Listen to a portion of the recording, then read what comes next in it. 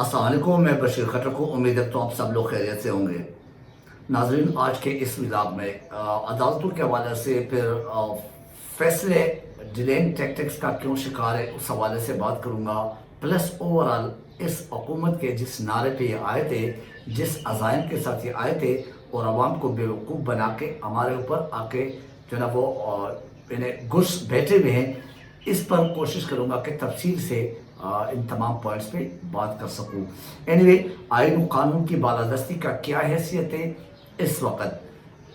ये मैं अपने इस व्लॉग का इब्तिदा इसी से करूँगा। इस्लामाबाद हाई कोर्ट के जज साहब असद उमर साहब के गिरफ्तारी को कलअदम करार देते हुए उस वक्त क्या रिमार्क्स पेश करते हैं, उस पर आप ज़रा गौर कर लीजिए। यानी मीन्स अभी इसको मैं अदालतों की बेबसी, अदालतों की बैकफुट पे जाना या अदालतों की यरगमाली ना कहूँ तो मैं क्या कहूँ। ये अदालतों का अपने इस्लामाबाद हाई कोर्ट के जज का जो ना बेबसी है, जो कि 2 दिन पहले वो अपने इस बेबसी की वजह से रो भी पड़े थे, और उससे आप अंदाज़ा लगा सकते हैं कि हमारे अदालतें कहाँ खड़ी हुई है। आइन और कानून की बालादस्ती की क्या हैसियत है। भारत आज उसने हुक्म देते हुए क्या कहा, उनके रिहाई का हुक्म असद उमर साहब की, उन्होंने कहा कि अगर हम हुक्म देते भी हैं, अगर हम कलअदम करार देते भी हैं ये गिरफ्तारी और हम रिहाई के हुक्म देते हैं, लेकिन बाहर आकर फिर पकड़ा जाएगा, तो आप अंदाज़ा लगाइए एक जज साहब कहते हैं। क्यों कहते हैं, इसका वो इजहार क्यों करते हैं, इस तशवीश का इजहार क्यों करते हैं कि हम कलअदम करार देते हैं लेकिन फिर भी वो बाहर आके पकड़ा जाएगा। क्योंकि बाहर आकर जब तक ये मेरे असद उमर साहब या कोई भी पीटीआई का रुकन, कोई भी पीटीआई का कारकुन, कोई भी पीटीआई का जो सीनियर क़यादत का मेंबर है, वो जब तक प्रेस कॉन्फ्रेंस नहीं करेंगे और प्रेस कॉन्फ्रेंस में वो रटाए जुमले नहीं बोलेंगे जिनसे वो रटवा के बाहर निकालते हैं, ये जिस मकसद के लिए उनको पकड़ा गया, जिस मकसद के लिए क्रैकडाउन हुआ है, उस वक़्त तक उनकी रिहाई मुमकिन नहीं। ये अदालत में एक जज के रिमार्क से कि वो प्रेस कॉन्फ्रेंस के बगैर एनिमीज अगर बाहर आएंगे तो प्रेस कॉन्फ्रेंस करेंगे, जैसे श्री मजारी के साथ हुआ, जैसे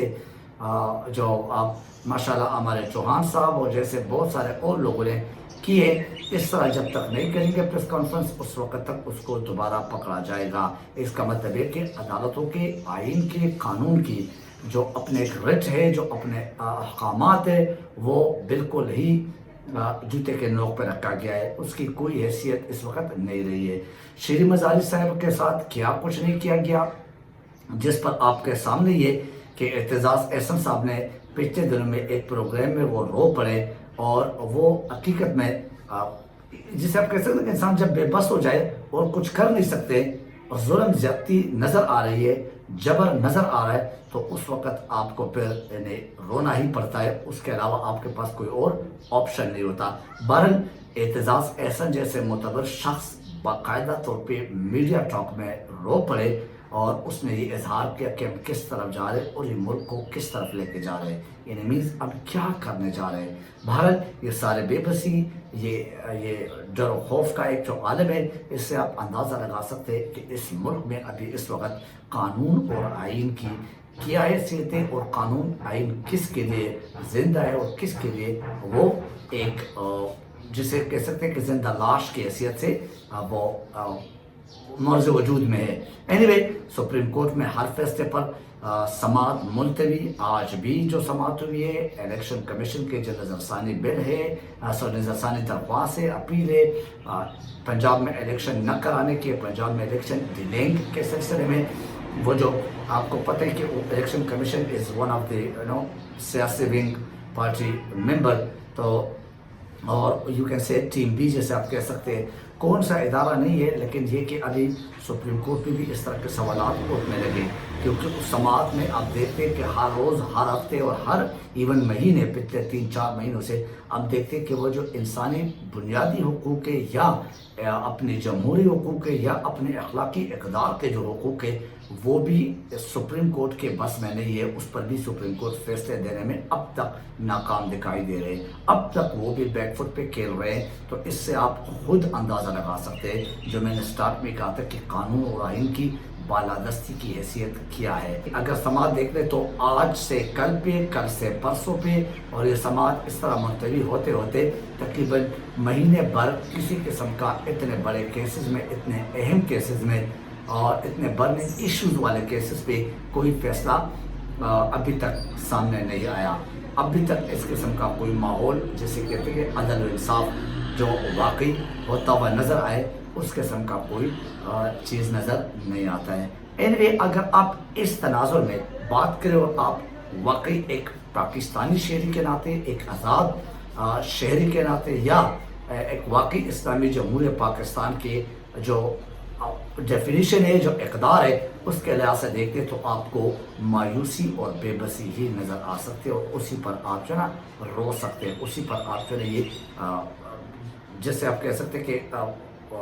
کوکلا انداز میں باتیں ہی کر سکتے، اس کا اثر نہیں ہوتا ہے کہیں بھی، اور نہ نظر آتا ہے کہیں سے ہوتا ہوا. اینوے پھر اس کے بعد اگر دیکھ لیں جمہوریت میں اصل میں طاقت ہوتی کیا ہے. طاقت جمہوریت میں آئین اور قانون کی بالادستی ہوتی ہے.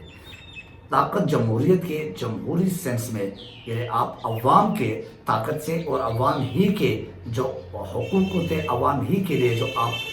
اقدامات کرتے ہیں، عوام ہی کو خوشحال رکھنے کے لیے،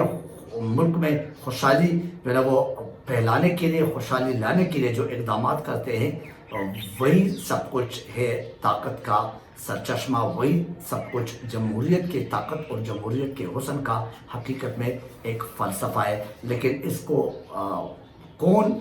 جو ہے وہ ڈیفائن کرے، اور اس ڈیفینیشن پہ کون کس کو آپ سمجھائے، اور کون عمل پیرا ہے یا ہونا چاہیے، وہ ابھی ہمارے بس کا کام نہیں ہے. ہم سب روزانہ بولتے ہیں، ہم سب روزانہ اس کے جو ہے وہ نو ڈاؤٹ اپنے مایوسی کا اظہار کرتے ہیں، لیکن کہ کسی پر اثر بھی ہو رہا ہے کہ نہیں ہو رہا ہے، ہمارے اس بولنے کا کوئی فائدہ نہیں ہو رہا ہے. اینوے لاقانونیت اور انتقامی ہوس میں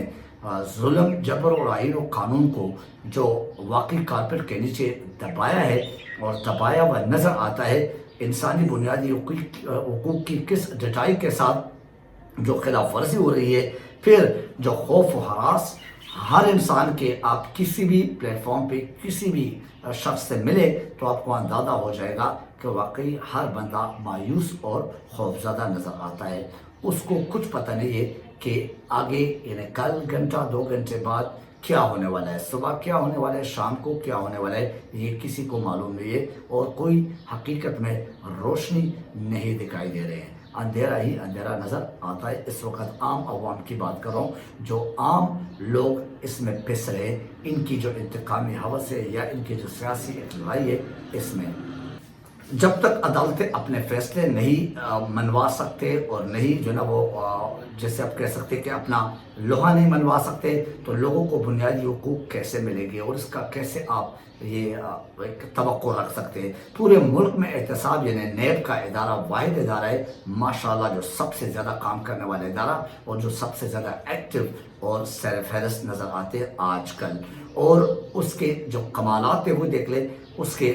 جو مینس جب ایکٹیونس کا انداز ہے، اس سے لگا لے کہ ہر روز حکومت میں جو بیٹھے ہوئے لوگ ہیں، مطلب وزیر اعظم اور باقی اس کے ساتھ جو ادھر ادھر بیٹھے ہوئے رائٹ اور لیفٹ پر، تو ان سب کے داماد تک، ان سب کے بچوں تک، ان سب کے اپنے، ان سب کے رشتہ داروں کے، ان سب کے دوستوں کے کیسز ہر روز وہ ختم ہوتے جا رہے ہیں. اینوے وزیر اعظم صاحب کے داماد کے خلاف جو